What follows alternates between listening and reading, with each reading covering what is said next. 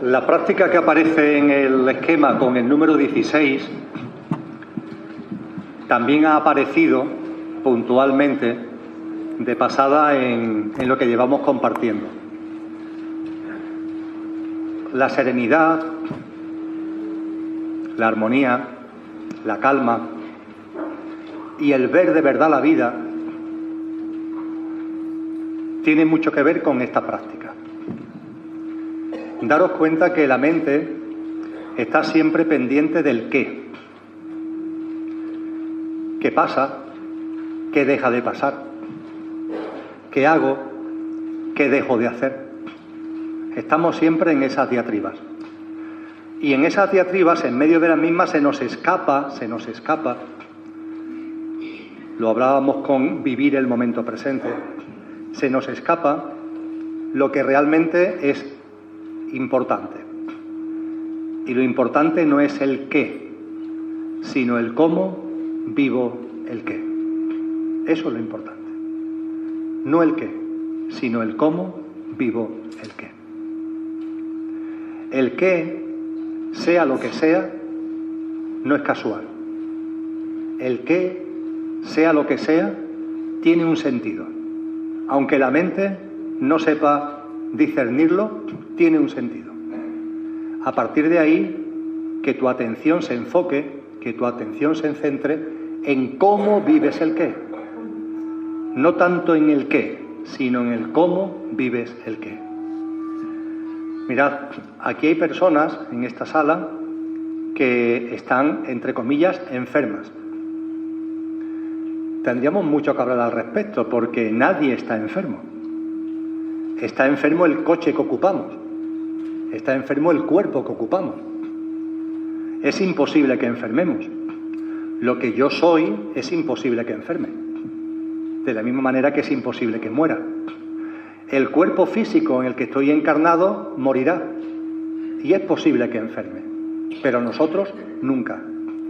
Y cuando el cuerpo enferma, una enfermedad leve o una enfermedad grave, el quid de la cuestión, sabiendo que si has enfermado, eso tiene un para qué, eso tiene un sentido, sabiendo eso, aunque no puedas discernir exactamente ese sentido, pero sabiéndolo con confianza en la vida, la clave se encuentra en cómo vives ese qué. Y en el caso de la enfermedad, ¿cómo vives la enfermedad? Aquí hay personas que tienen procesos de enfermedad muy graves, que han pasado por la mesa de operaciones repetidas veces, con tratamientos prolongados, largos y sufridos, con dolor, con mucho dolor. Y son un ejemplo de cómo se vive el qué. Porque lo que para otras personas las podían hundir, estas personas lo están viviendo desde una enorme serenidad, desde una enorme calma, desde una enorme confianza, desde una enorme comprensión, y eso les está ayudando a crecer de una forma gigantesca. Y además de crecer ellas mismas, nos están ayudando a crecer a aquellas personas que los conocemos y las conocemos. Porque esas personas que afrontan esos procesos, en principio tan difíciles, y lo hacen desde la calma, la armonía y el discernimiento, son un ejemplo para todos. A los que estáis aquí, que estáis en esa situación, sabéis a los que me estoy refiriendo. Y gracias de corazón, de verdad, por llevarlo a cabo. Estáis haciendo el mejor favor a vosotros mismos, a vosotras mismas, y nos estáis haciendo un favor inmenso a los que os conocemos. Porque sois un ejemplo de eso, de que el quid de la cuestión no está en el qué, sino el cómo vivo el qué. Da igual que sea una situación de tristeza o de alegría, lo importante es cómo vives el qué. Me da igual que sea una enfermedad o el fallecimiento de un ser querido, o que te toque la lotería y tenga 2 millones de euros. La clave, lo importante es cómo vives el qué, cómo vives el qué, cómo vives eso. Es ahí donde se aprende es ahí donde se crece. Y es ahí donde ayudamos a los demás también a crecer con nosotros. En el cómo se vive el qué. La siguiente práctica habla de algo elemental, pero que todavía, siendo elemental, lo absurdo de llevarlo a cabo, todavía no podemos evitarlo. No trates de dominar a nadie. Tira la espada. Tira el arma de guerra. No trates de dominar. Se atribuye a Juan Belmonte la frase esa tan acabada de que cada uno es cada uno y tiene sus caunas. Parece que también dijo eso de que lo que no es posible, no es posible, y no, lo que es imposible no es posible y además no puede ser, una cosa como esa. Parece que era una persona de sentencias profundas. Y efectivamente cada uno es cada uno y tiene sus caunas. Eso no significa que tú, en una conversación, en un intercambio, pongas sobre la mesa tu parecer, tu criterio sobre algo. Lo que tú, por tu forma de ver las cosas, consideras sobre ese asunto. Por supuesto que eso lo tenemos que hacer. No somos amebas y tenemos que vivir. Y en la vida conlleva que, en multitud de situaciones, ponemos sobre la mesa eso que tú consideras que esto se debe de ser así o esto es asá. Pero hazlo haciéndote un favor a ti mismo y a los demás, que es quitando la necesidad de dominar. Es decir, los demás no tienen que ver las cosas como tú las ves. Y no tienes que ir por la vida intentando convencer a los demás de que las cosas son como tú las ves. Libérate ya de esa carga. Libérate ya de esa carga. Insisto que esto no significa no exponer los criterios que tú puedas tener al respecto sobre lo que sea, pero no intentes imponer tu forma de ver las cosas. Tú ya estás haciendo lo que corresponde si con tu amigo, con tu ser querido, con tu compañero de trabajo, con tu vecino, expones lo que sientes, lo que percibes. Y haces muy bien en hacerlo. Ya con eso estás haciendo lo que corresponde. Pero no sigas más para allá intentando que esa otra persona, sea tu ser querido, sea tu compañero de trabajo, sea tu vecino, sea tu amigo, vea la cosa como tú. Eso no conduce a nada.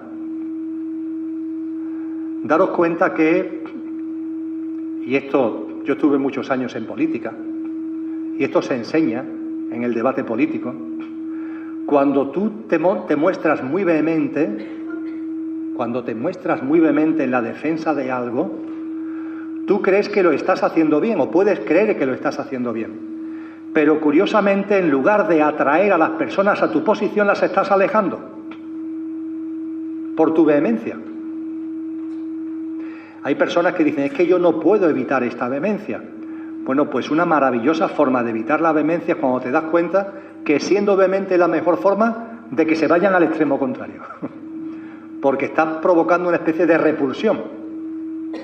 Puede ser que estés diciendo verdades como santos, pero por la forma de decirlo estás generando una vibración que hace que la gente te repela y se vaya para atrás. Ya está bien. Vamos a cumplir lo que nos corresponde. Poner sobre la mesa aquello que percibimos, aquello que sentimos, aquello que nuestro discernimiento nos dice, y lo hacemos con espíritu deportivo. Ya lo decía también Jesús de Nazaret cuando hablaba de la parábola del sembrador, ¿no? Se va lanzando semillas. Tú ve lanzando semillas. Desde tu conciencia, tú ve lanzando semillas. Ahora, lo que pase con esas semillas, eso ya no te corresponde a ti. Porque esa parábola dice muy bien que habrá semillas que caen sobre terreno fértil y germinarán. Pero habrá semillas que caigan sobre terreno estéril y es imposible que germinen. Pero eso ya no te incumbe a ti. Y el por qué hay tierra fértil y el por qué hay tierra estéril, eso no te incumbe a ti, eso te incumbe a la vida. Tú lo que tienes que hacer es sembrar. Y ya está. Ya está. Con eso vas sobrado en lo que te corresponde. Y no intentes imponer, no intentes dominar, porque eso además es contrario, es contraproducente. Los hijos, en ese sentido, son una hermosísima enseñanza. Los que tenéis o tenemos hijos, los míos son muy mayores, pero creo que la propia experiencia nos ha llevado a darnos cuenta de que nuestros hijos, si algo tienen cuando ya son grandes, algo tienen de lo que nosotros le hemos querido transmitir, no es lo que le hemos transmitido con la palabra, sino con los actos. La educación no son discursos. Si tú quieres que tu hijo o tu hija sea de una determinada manera, lo más oportuno es hablar muy poco y vivir tú como quieres que tu hijo viva. Y ese ejemplo cotidiano, ese ejemplo continuo, es como una gota malaya, que causa efecto. Pero como te empeñes en discutir para que tu hijo sea como tú quieres que sea, como tú, lo que estás consiguiendo es todo lo contrario. Lo estás alejando de ti y lo estás alejando de aquello que tú intentas ponerle delante para que perciba su bondad, para que perciba la cualidad de eso que tú le estás exponiendo. No te enojes ni te enfades. Y sobre todo, cuando te enojas y te enfadas, date cuenta de que te has enfadado. Intenta no enfadarte, intenta no enojarte. Pero cuando te enojes, cuando te enfades, por favor, date cuenta. He compartido ya en este salón, lo hago en distintas charlas, porque es muy instructivo como práctica y como ejemplo, que veamos a las personas que se enfadan como si tuvieran un infarto de enfado. Todos sabemos lo que es un infarto de corazón, no porque lo hayamos vivido, algunos sí, de los que estáis aquí, pero los que no lo hemos vivido, pero sabemos lo que es un infarto de corazón, ¿verdad? Bueno, pues las personas que se enfadan y nosotros mismos cuando nos enfadamos, lo que tenemos, permitirme el símil, que es muy útil de verdad, es un infarto de enfado. Si en esta sala, en estos momentos, a alguien le da un infarto de corazón, ¿qué es lo que haríamos? En la medida de lo posible ayudarlo, ¿verdad? Diríamos eso, ¿hay algún médico en la sala? Llamaríamos a urgencia, intentaríamos atender lo mejor posible a la persona que tiene ese infarto de corazón. Me imagino que no se nos pasaría por la cabeza acercarnos a él y decirle: idiota, imbécil, ¿cómo se te ocurre tener aquí un infarto de corazón que nos ha estropeado la charla? Vete de aquí, y lo tiramos fuera al hombre o a la mujer. No, ¿verdad? No. Bueno, pues este símil del infarto de corazón, aplicarlo a las personas cuando se enfadan. Tienen un infarto de enfado. Y lo que es de género imbécil es que nos enfademos con los enfadados. Es que me ha dicho no sé qué, pero es que está enfadado, es que está enfadada. ¿Qué quiere que te diga, bonito? No. De su boca salen sapos, salen culebritas, salen insultos, salen ninguneos. ¿Por qué? Porque está mal. Y si esa persona está mal, ¿cómo va a salir algo positivo de su boca? Estará lleno de carga negativa lo que salga de su boca. Y lo que está diciendo desde su enfado no está hablando de ti, está hablando de ella, que está mal. Es que me ha dicho que soy tonto. No. A ti no te ha dicho nada, porque esa persona está enfadada. Y está hablando de ella misma, está lanzando lo que tiene por dentro. Esas turbulencias, esas perturbaciones, la está lanzando. Sí, te ha tocado a ti porque tú estás delante, pero estuviera quien estuviera, daría igual.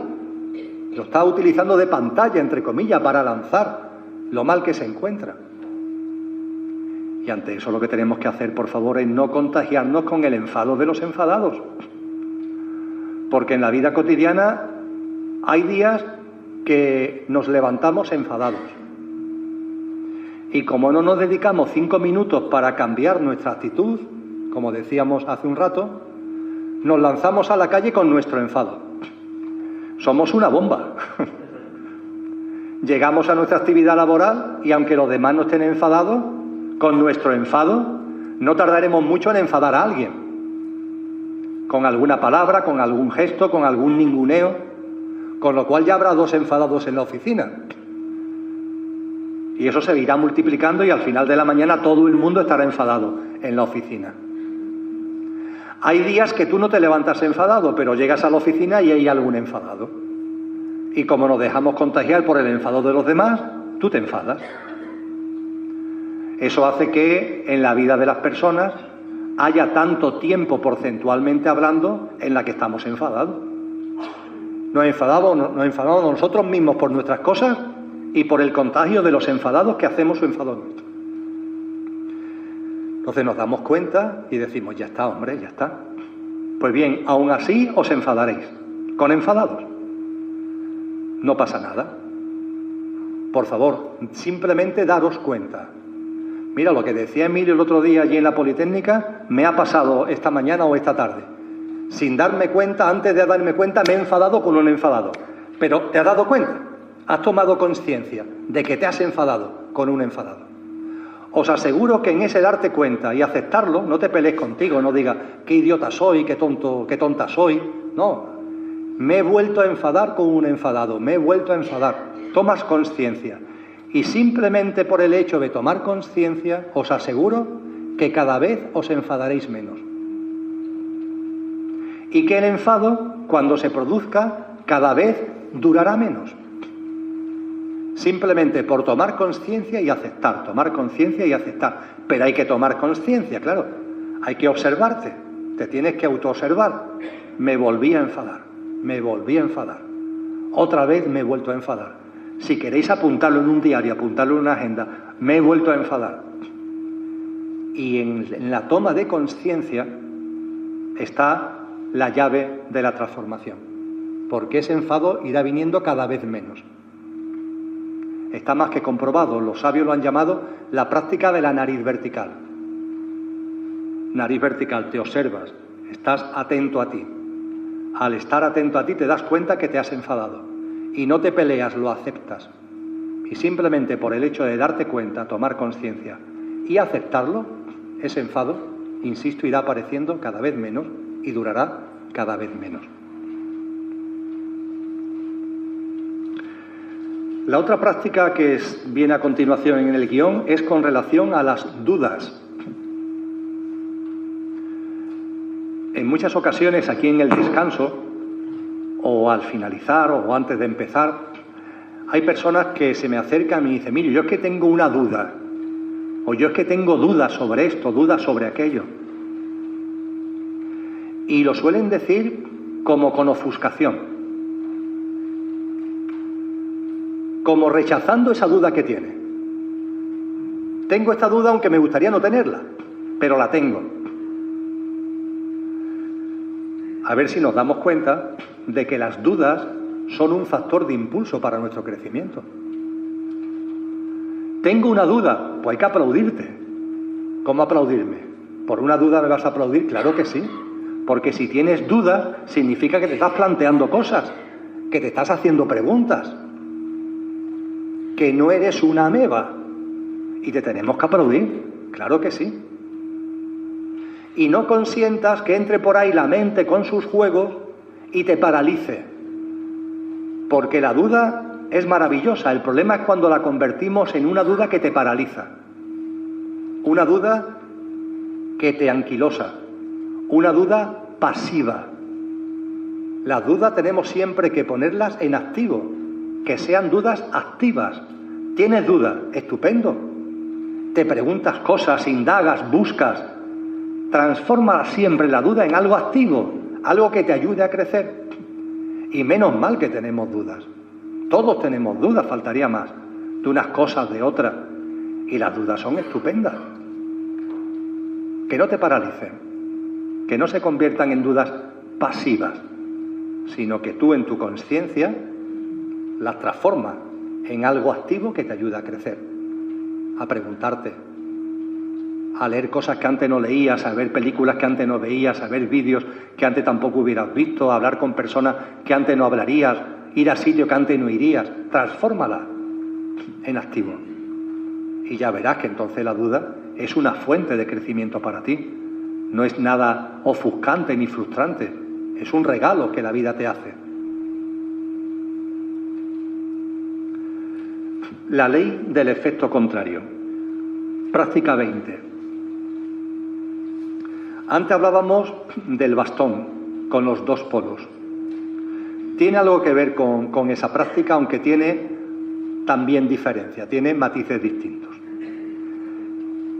Lo que esta práctica pretende que asimilemos, que integremos, es que hay muchas veces en la vida que cuando nos empeñamos en algo,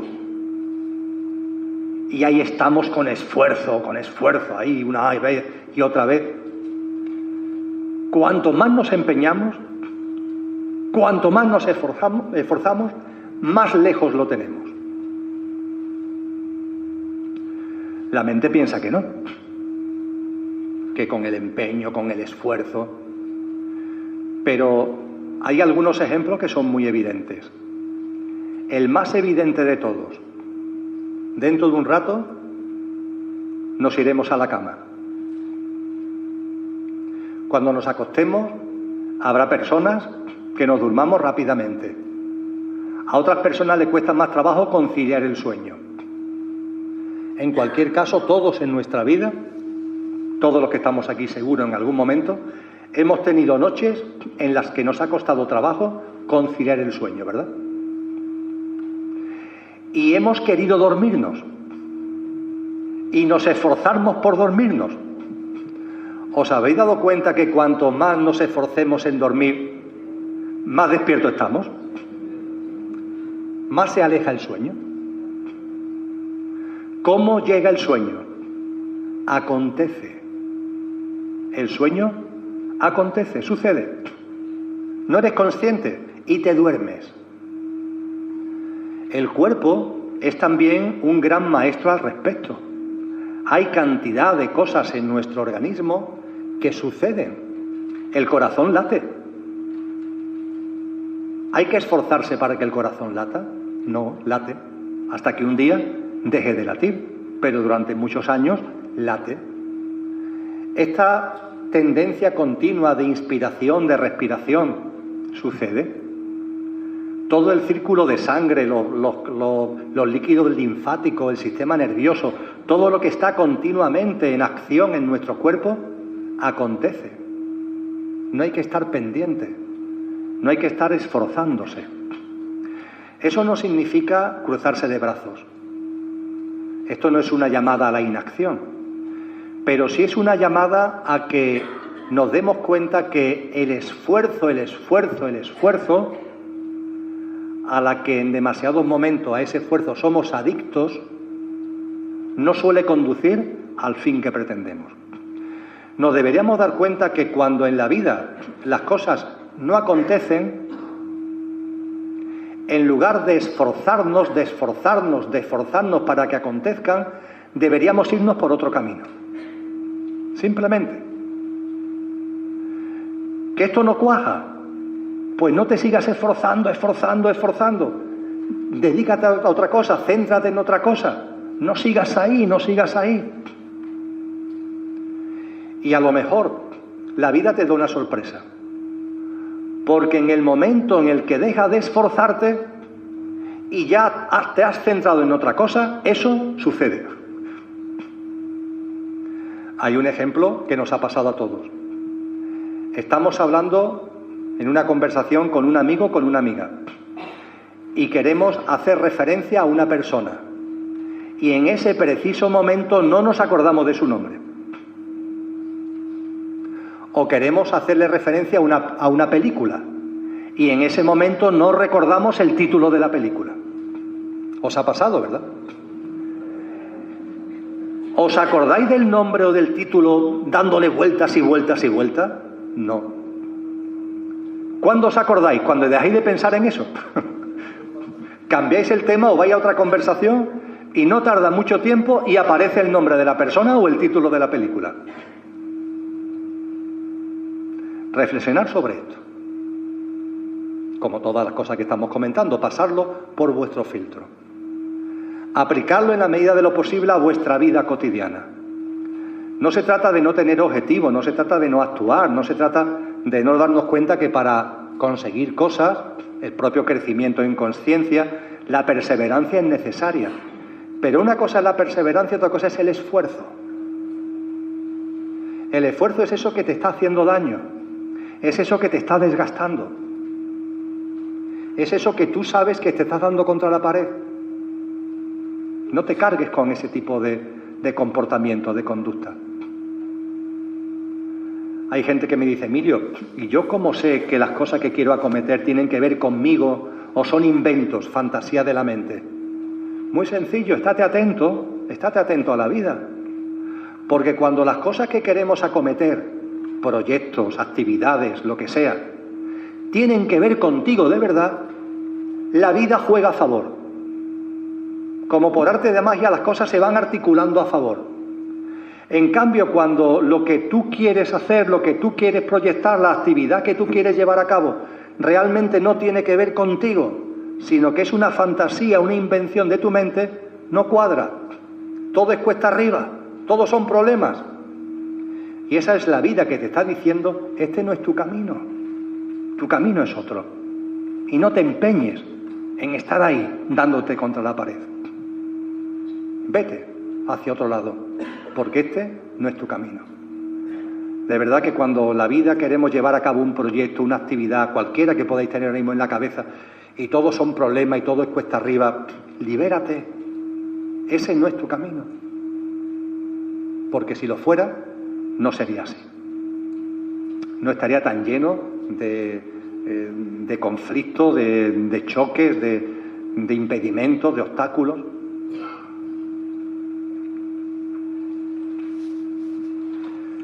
La siguiente práctica nos habla del no dos.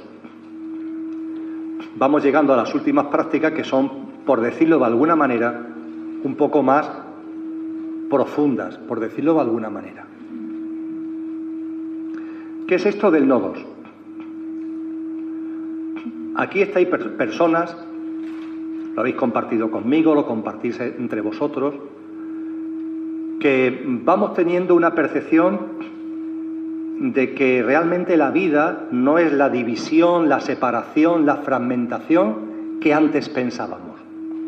Te vas dando cuenta de que en la vida todo está mucho más relacionado, que la vida es como una red donde todos estamos interconectados, de que efectivamente hay una gran diversidad, pero la diversidad está en el contexto de una unidad en la que todos estamos integrados, a la que todos pertenecemos, que efectivamente en esta sala hay muchas bombillas, cada una es cada una, está en sitios distintos, alumbran de maneras distintas según los sitios en los que están colocados, pero todas emiten una misma cosa, que es luz.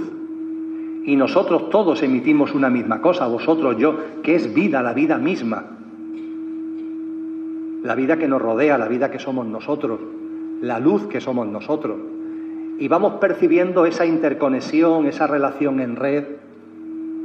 Y eso hace que haya sabios que nos están llamando a que des un salto por encima del yo, que dejes de ver la vida desde tu yo.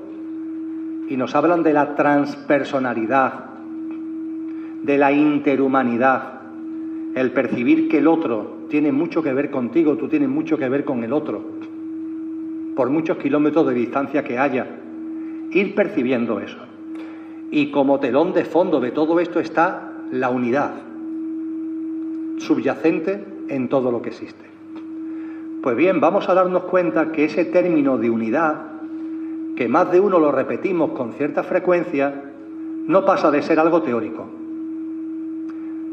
Hablamos de unidad y no somos capaces de vivirla. Pues bien, los sabios nos han dado un consejo. No hables tanto de unidad. Lo que tienes que hacer es vivir desde una práctica, que es el no dos. Diré, bueno, ¿es lo mismo? No, no es lo mismo. Mejor dicho, es lo mismo, claro. Lo que tiene como contenido es lo mismo. Pero a la hora de aplicarlo en la práctica es muy distinto. Como vayamos por la vida pensando en que todo es uno, la unidad, de verdad que nos perdemos, ¿eh? Yo el primero. En cambio, cuando empiezas a practicar el no dos, que no hay dos, que aunque yo sea Emilio y vosotros seáis cada uno de vosotros, la realidad no es esa. La realidad es que lo que nos une y lo que somos en común es mucho más que la diversidad que nos diferencia. Y ya no solamente por el hecho de ser humanos, que lo somos, todos y cada uno, sino por la propia vida y por la propia esencia, por el propio ser que todos atesoramos, que en su núcleo más profundo es el mismo. Como hemos comentado aquí más de una vez, ese espíritu, por utilizar el término cristiano, que siendo uno está en cada uno. Ese espíritu que siendo uno está en cada uno. Lo que los cristianos denominan el Espíritu Santo. Es uno, pero está en cada uno. De la misma forma que el aire que respira es uno, pero está en cada uno. El aire de este teatro es uno, pero está en cada uno cuando lo inspiramos. Eso es el Espíritu Santo. El aire que es uno y está en cada uno. El Espíritu que es uno y está en cada uno. Y a partir de ahí vamos viviendo cada vez más en la visión y en la convicción de que no hay dos. De que esa persona que está enfadada y tú tenéis un nexo común ineludible e irreversible. Ahora está enfadada y tú no, o estáis los dos enfadados, da igual, pero realmente el dos no existe en la vida. La diversidad es maravillosa, pero en ella subyace la unicidad. No sé si habéis visto una película muy bella, pero muy larga, que se llama El Atlas de las Nubes. En El Atlas de las Nubes hay una serie de personajes que la historia comienza en el siglo XIX y termina creo que en el siglo XXIV. Y son almas que van encarnando en distintos personajes y se van encontrando vida tras vida, en distintas situaciones. Ahora eres hombre, después eres mujer, pero lo cierto es que en la película se va viendo la cadena de encarnaciones. Y en el siglo XXII hay una sociedad aquí en la Tierra donde hay un choque entre el régimen político que hay en la Tierra y los movimientos rebeldes. Teóricamente el régimen practica la unidad y quiere que vivamos en la unidad. Pero curiosamente el movimiento rebelde se llama movimiento por la unidad. Al principio no lo entiendes. En cuanto que se va desarrollando la película, percibes una diferencia importantísima. El régimen no quiere la unidad, quiere el uniformismo, que es totalmente distinto. Y el movimiento rebelde, que persigue la unidad, no el uniformismo, promueve la diversidad, porque sabe que la unidad se expresa a través de la diversidad. La unicidad se expresa a través de la diversidad. Último comentario con relación a esto. Me lo comentaba una persona en el descanso. Los colores. Qué maravilla, ¿verdad? Me quito las gafas y veo muchos colores. Con las gafas también, pero sin las gafas, como no veo las facciones, se acentúan fundamentalmente la cantidad de colores que hay en la sala. ¿Cuántos colores? Ahí tenemos el arco iris. Qué belleza, ¿verdad? Yo creo que todos sabemos que los colores, solamente hay uno, que es luz blanca. Y que la luz blanca se abre, refracta en distintos campos vibracionales que nosotros con nuestros sentidos corpóreo-mentales, con nuestros ojos, vemos como colores. Pero son todos luz blanca, que se refracta en distintas tonalidades. El arco iris, de hecho, es una franja de luz blanca. Pero dentro de esa franja de luz blanca hay distintas frecuencias vibracionales que nosotros vemos como colores. Esto es muy bello porque nos enseña que detrás de la diversidad, que es espléndida, está la unicidad. Vivimos nuestro día a día muy pendiente de la diversidad y es normal, pero haríamos bien en retomar en recordar esa unicidad que está como telón de fondo, y eso no se consigue hablando tanto de la unidad como en la práctica del no dos. No dos, no hay dos, no hay dos, no hay dos. Vive consciente de que los opuestos forman parte de una misma cosa. Lo hemos hablado antes con el amor y el odio. Podemos utilizar el ejemplo del calor y el frío. ¿Qué es lo que hace la mente? Lo separa. El calor es una cosa y el frío es otra. Hombre, evidentemente son diferentes, pero la verdad ¿cuál es? Que el frío y el calor pertenecen a un mismo fenómeno. En términos científicos, energía cinética, que cuando las partículas se mueven rápidamente originan sensación de calor y si están más estáticas originan sensación de frío. Pero es energía cinética con mayor o menor movimiento. En la energía, el fenómeno es el mismo. El odio y el amor pertenecen a un mismo fenómeno. Y la vida está llena de pares de opuestos. Y no nos damos cuenta que esos pares opuestos, siendo diferentes, no son tan opuestos, forman parte de un mismo fenómeno. Y se nos escapan el entendimiento de muchas cosas en la vida precisamente por esto. Dice la práctica 23, di sí a todo lo que hay. Sencillamente, di sí.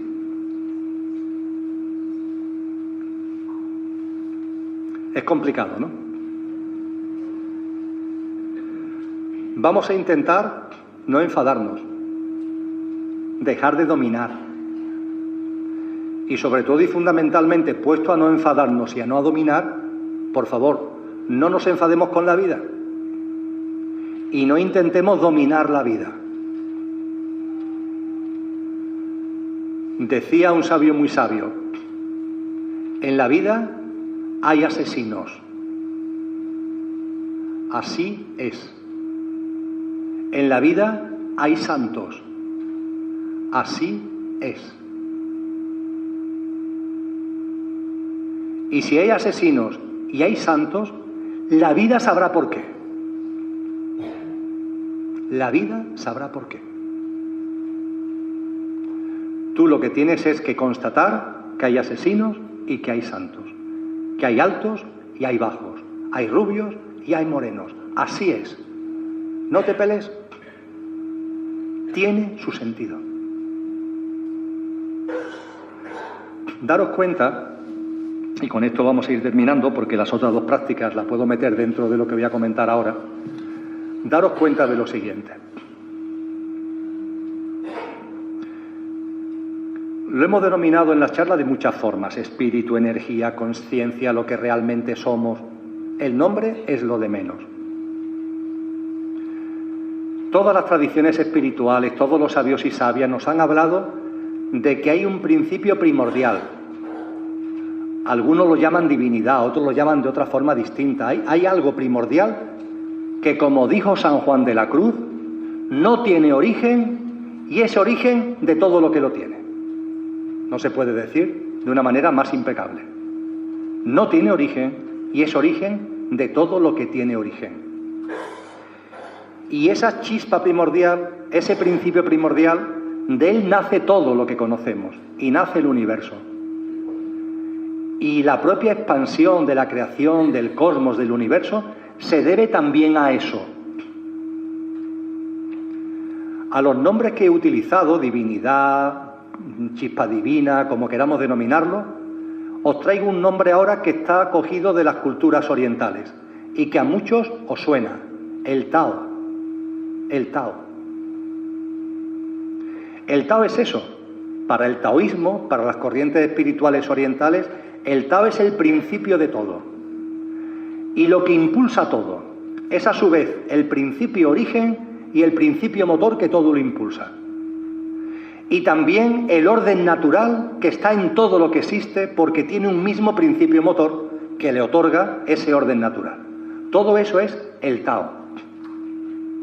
Y el Tao se caracteriza porque incluye lo blanco y lo negro. De hecho, uno de los símbolos del Tao es el yin y el yang. Lo positivo y lo negativo. lo masculino y lo femenino, lo blanco y lo negro, el yin y el yang, forman parte de lo mismo. Una parte es blanca, otra parte es negra, pero forma parte de lo mismo. El Tao lo incluye todo y no hace distingos. Todo tiene su sitio en ese flujo, en ese fluir de vida que es el Tao. En libre albedrío, vosotros y yo tenemos dos opciones. Tenemos la opción de vivir alineados con ese Tao. O tenemos la opción de vivir peleados y enfrentados con ese Tao. Para que lo entendáis mejor, Tao etimológicamente significa sentido. No es broma, ¿eh? Etimológicamente significa sentido. Y en la vida hay un sentido. Vosotros y yo tenemos dos opciones. O vivimos a favor del sentido, o vivimos nadando a favor de la corriente, comprendiendo que ese sentido existe, comprendiendo que hay un orden natural, comprendiendo que hay una vida que se despliega, comprendiendo que nosotros y todos somos parte de esa vida, sacando lo mejor de nosotros mismos, poniéndolo al servicio de esa corriente. Y tenemos otra opción, la de confrontar con esa corriente, la de vivir a contracorriente, la de pelearnos, la de encerrarte en tu pequeño yo efímero y pasajero que va a vivir un puñado de años y desde ahí tú querer saber más que nadie y más que el propio Tao. Y el tú decir, no, las cosas tienen que ser como yo quiero, cuando yo quiero, donde yo quiero, peleándote contra el sentido de la vida, sin comprender que hay invierno y primavera y verano, otoño, sin comprender que cada uno es cada uno y tiene sus caunas, sin comprender que todos estamos en evolución y que hoy tú pensabas A, antes pensabas A y hoy piensas B, y que el otro tiene el mismo derecho que tú en pensar A porque tú antes lo pensabas. Déjate fluir en ese sentido de la vida, que eres tú mismo. No te pelees, no intentes imponer desde tu pequeño yo, desde tu visión limitadísima. ¿Pero qué va a saber Emilio de la vida? 61 años. ¿Qué voy a saber yo con 61 años? En un cosmos infinito de miles, de decenas de miles de millones de años. Me tengo que quitar ese velo del egocentrismo, del egoísmo. Nos abrimos y dejamos de luchar contra la vida, de ir contra corriente. Dicen los maestros finalmente que en la vida podemos vivir a favor de la corriente o en contra, a favor del Tao o en contra. Es tu elección, la de cada uno. Vivir a favor de la corriente te va a aportar felicidad, vivir en contra, sufrimiento. Y esa opción es la de cada uno. Si tú desde tu pequeño yo quieres saber más que nadie y que nada, allá tú. Si tú eres capaz de trascender esa visión limitada, abrir tu perspectiva y empezar a alinearte con algo que es mucho más que tú, que es la misma vida, empezarás a ver las cosas de manera muy distinta y a tener un discernimiento que antes no tenías. Finalmente, fijaros, si vives en el sentido del Tao, serás sensato, porque sensato es el que va a favor del sentido. Eso es un sensato, quien sigue ese sentido. Y si estás en contra de la vida, si vas en sentido contrario, serás un insensato, porque vas en contra del sentido. Finalmente, esta elección es de cada uno, desde el mayor respeto además a los demás. Y cuando lo ves, percibes que en la vida hay muchas personas que viven de forma insensata. Desde el mayor respeto lo digo, y es su elección. Y hay que comprenderlo, y hay que respetarlo total y absolutamente. Pero se puede percibir el daño que se están haciendo ellos mismos. Se puede percibir el callejón sin salida en el que se están metiendo. Se puede percibir como esa mirada tan yo, tan egoica, tan egocéntrica, lo único que le está es dañando continuamente y le está impidiendo vivir la vida. En cambio, puedes ver a otras personas que viven a favor de la vida, que son sensatas y que están aprendiendo o estamos aprendiendo a trascender esa visión limitada tan corta, que estamos teniendo ya una perspectiva mayor, que empezamos a percibir que hay asesinos y que hay santos, y que la vida sabrá por qué hay lo uno y que hay lo otro. Y eso no significa que yo no actúe ante el sufrimiento e intente por compasión ayudar a otros seres vivos, a otros seres humanos. Faltaría más que sí, pero desde una comprensión distinta, que nunca va a ser la pelea, nunca va a ser el intento de dominar, nunca va a ser la confrontación. Y viviendo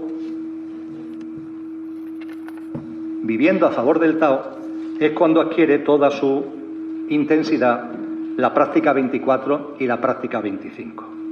Ante cualquier experiencia de la vida, si eres sensato, ante cualquier experiencia de la vida, placer, dolor, alegría, tristeza, entusiasmo, depresión, serenidad, ira, salud, enfermedad, estate con ella. No te pelees, haz la tuya. Estoy triste, estoy triste. Estoy alegre, estoy alegre. Estoy sano, estoy sano. Estoy enfermo, estoy enfermo. Estate con ella, haz la tuya, no te pelees. Céntrate en el cómo lo vives, como decíamos anteriormente. Estate con ella. Y por supuesto, como colofón de todo lo que hemos compartido, y volviendo a hablar del momento presente y no estar en el juego continuo del pasado y del futuro, la práctica 25. Cuando mires, mira. Cuando toques, toca. Cuando comas, come. Cuando camines, camina. Cuando hagas el amor, haz el amor. No nos damos cuenta que estamos en el rebujito de la feria, pero aplicado a nuestra vida cotidiana. Que utilizamos la comida para hablar de no sé qué. Cuando estamos en ese no sé qué, pensamos en la comida. Y hasta incluso haciendo el amor se nos va la cabeza a otro sitio, lo cual ya es el colmo, porque teóricamente es una de las actividades más placenteras y dichosas que podemos llevar a cabo. Pues incluso ahí se te va la cabeza a otro sitio. Pasado, futuro, futuro, pasado. La memoria es maravillosa, pero por favor, vamos a saberla utilizar. La capacidad de programar es maravillosa, pero que no nos abduzca y nos meta esa droga en vena que es el llamado futuro. Espero que estas reflexiones os sean de utilidad. Yo llamaría a que las reflexionéis vosotros mismos, las que veáis de mayor utilidad las hagáis vuestras, las demás a la papelera de reciclaje, y el 12 de diciembre lo completaremos con prácticas de vida, ya no tan relacionadas con la mente, sino con prácticas de vida, en el sentido más literal del término. Muchas gracias por vuestra atención y perdonar por haberme tragado el coloquio.